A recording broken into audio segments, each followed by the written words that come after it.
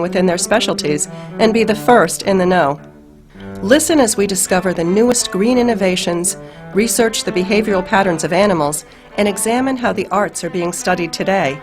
You'll find it all on the Academic Minute. Listen every weekday afternoon during the KSJE Evening News at 5:30.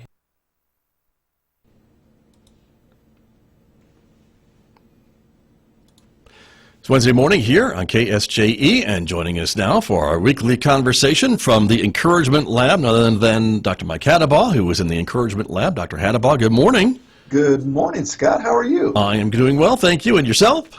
I am doing wonderful. Got the lab emptied out for our recording, and we're just, excited about being here. It looks pretty good, the lab does, so that's great. Yeah. So, wonderful. And run them out. They're crowding in here every day now, so I have to run them out just so I can talk to you. I appreciate that. Well, that's okay. They're probably just standing outside the door waiting for you to let them back in, but that's okay. You'll hear the banging noise real soon. I think I can hear it. Yeah, that's true. Well, this week we are talking about, being who you are, not what you are. Is that pretty close to what we talked about? Yeah. Yeah. Yeah, so one of my favorite, well, not one of my favorite, hands down, my favorite musical in the world is Les Miserables. Right, and okay. For those of you that love the Cats movie that just came out, I'm sorry. Uh-oh. That was not you. You were not in that audience, I huh? was not in that one. Oh, dear. I haven't even seen it. I probably will someday, but I hear it's not the greatest. But that's a whole nother day. Okay. All right. But anyway, one of my favorite scenes in Les Miserables, both the movie and I've seen it on stage like about 5 times. And there's a place where Jean Valjean, the main character, right, has this decision to make, whether or not he confesses who he is, or if he hides who he is for what he is.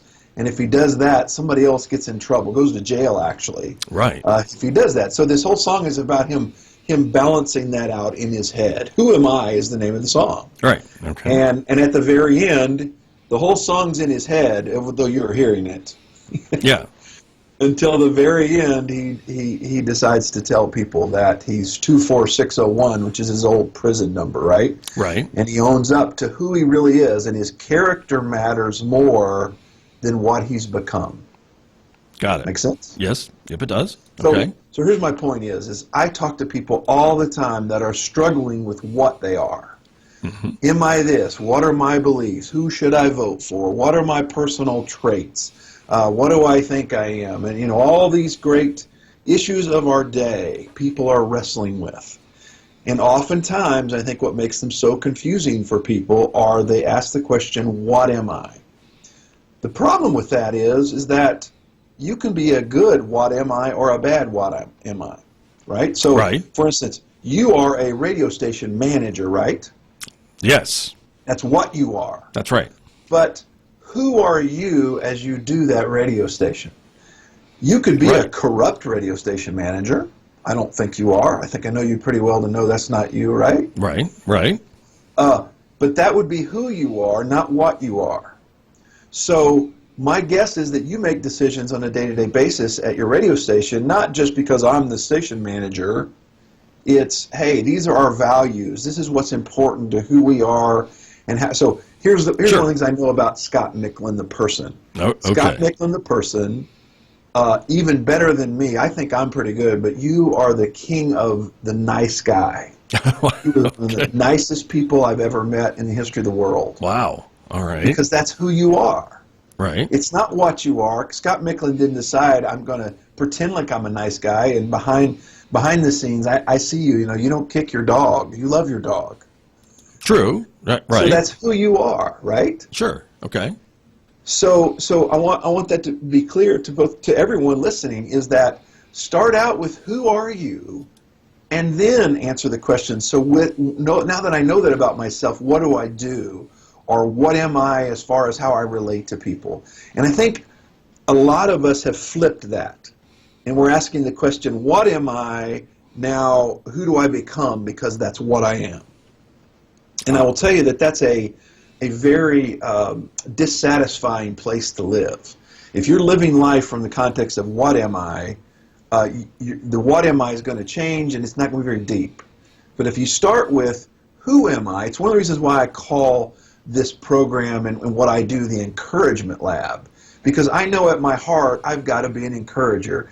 And when I get away from that, when I become a critic or I become somebody that's just, shaking my finger, I'm not a good person when I start trying to tell people with my finger what they are, right? Right, sure. But when I'm an encourager, when I take that as a context of who I am, then all of a sudden I can convey a lot of things to people, hard things to people, but I can do it in a very positive way, and I get a lot farther with that. People then tell me, wow, thank you so much for your advice or what you taught. Or, I just had this experience last week. I taught at a conference, and 3 or 4 people came up to me and said, who are you anyway? Because what you teach is so different than anything I've ever heard. And I just chuckled at that, because it was like, okay, you're trying to figure me out now, because I didn't teach you from the context of I'm the teacher, you're the student. It was more about, here's who I am. Let me bleed out a little bit about who I am. And the more I connect to that myself, the more I realize that when I, on a day-to-day basis, operate under who I am, not what I am, the more effective I am, the more desirous I am, the more people want to be around me, the more I want to be around other people. And it just creates a win-win atmosphere. So quit asking the question, what are you, and ask, who am I? That sounds like a good piece of advice, Dr. Hattabaugh, and it sounds like you would be more genuine, too, by following that advice, wouldn't you?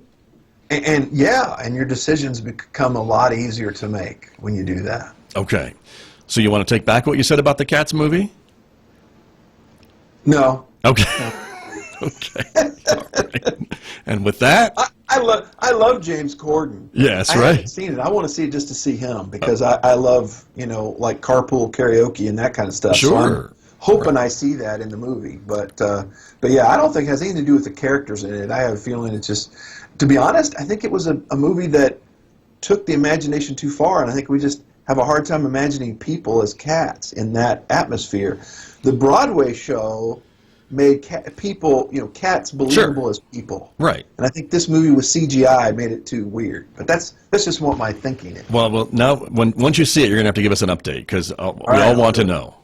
Okay. All right. Dr. Mike Hattabaugh, he is my guest here on the Encouragement Lab right here on KSJE Farmington.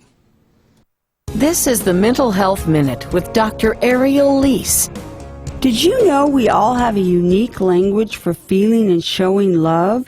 Experts claim there are 5 love languages: physical touch, affirmation, quality time, gift-giving, and service. People with a love language of service feel loved when things are done for them. Simple tasks like tidying up the house before they come home from work says, I love you. Speaking your loved one's love language is a powerful way to build emotional security and a more meaningful relationship. For questions or more resources, text 258-1029.